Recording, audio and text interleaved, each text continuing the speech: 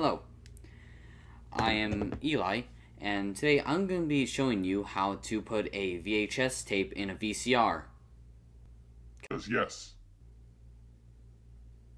So let's begin.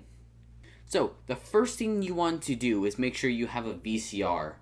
And as you can see right here, this is a VCR. Make sure it can take tapes. You don't know what a VHS tape is? These are what VHS tapes. So you have your VHS tape.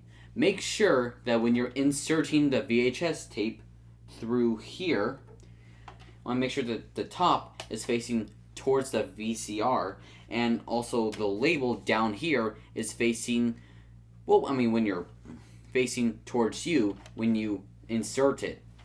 So, as a demonstration, here it is.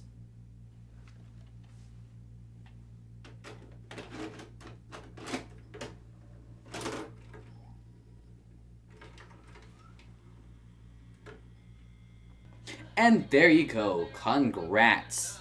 You have put in a VHS in a VCR. How would we ever have done it without this video? Maybe you could have asked in your dad, or your mom, or anybody who's lived through the VHS era, which would be from the 2000s all the way back to, I would say, possibly the 70s maybe.